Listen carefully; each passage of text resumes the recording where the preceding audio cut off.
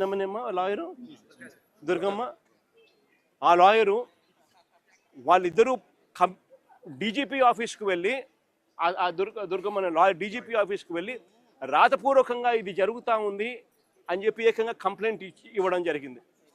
Complaint ఇస్తే ఆ complaint ఏమైంది, చివరికి చెత్తబుట్టలెక్కి డీజీపీకి కంప్లైంట్ ఇవ్వడం, డీజీపీ సిపికి పంపించడం, సిపి యాక్షన్ తీసుకోవాల్సింది పోగా సిపి ఏం చేస్తూ ఉన్నారు,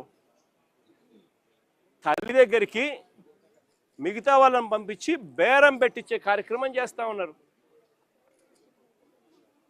ఖచ్చితంగా ఏదో జరిగింది, నా కొడుకు ఏదో జరిగింది అని చెప్పి ఆ తల్లికి పూర్తిగా అర్థమై జూన్ 2వ తారీఖున హైకోర్టులో హీబియస్ కార్పస్ పిటిషన్ వేసి నా కొడుకును వీళ్ళు హత్య చేసినారు, నా కొడుకు కనిపించడం లేదు, నా కొడుకును దయచేసి నాకు చూపించండి అని చెప్పి తల్లి ఆవేదనతో పిటిషన్ వేసినారు. కోర్టు ఇంటర్వ్యూన్ అయ్యి హీబియస్ కార్పస్ మీద స్పందించే కార్యక్రమం చేస్తే ఆ తర్వాత మనలాంటి వాళ్ళు అందరూ కూడా జరుగుతూ ఉన్న అన్యాయాన్ని చూడలేక అందరూ కూడా ఆ తల్లికి సపోర్టుగా నిలబడితే అప్పుడు గత్యంతరం లేక ఈరోజు సిఐని సస్పెండ్ చేశారు. నేను అడుగుతా ఉన్నా, సిఐని ఎందుకు సస్పెండ్ చేశారని చెప్పి చెప్పగలరా? సిఐని ఎందుకు సస్పెండ్ చేశారని? సిఐని సస్పెండ్ ఎందుకు చేశారు? చంపేశాడనే కదా, మీరు దానికి ఒప్పుకున్నారు కాబట్టే కదా ఈరోజు సిఐని సస్పెన్షన్ జరిగింది.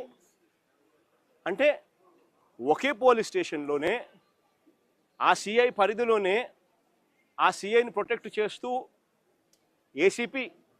ఏసీపీని ప్రొటెక్ట్ చేస్తూ కమిషనర్ని ప్రొటెక్ట్ చేస్తూ డీజీపీ మొత్తం అందరికీ తెలిసి సిఐ స్టేషన్లో ఒక హత్య కాదు పోలీస్ స్టేషన్లో ఇలాగనే కొడుతూ ఒకరు చావుకు కారణమైతే ఇంకొకరు ఆత్మహత్య చేసుకుని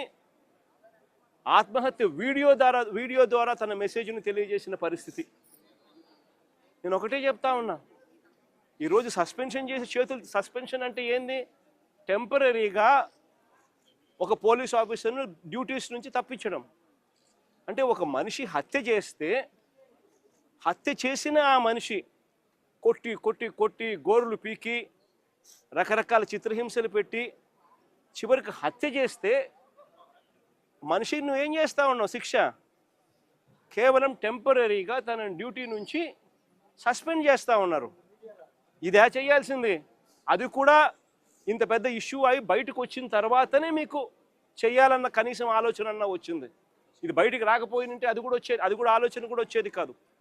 ఒకవైపున ఇంత హేయమైన కార్యక్రమం జరిగింది అని అంటే ఆ సిఐని, ఆ బాధితుడైన ఏసీపీని, ఆ బాధ్యులైన కమిషనర్ను, వీళ్ళందరినీ డీజీపీ వరకు కూడా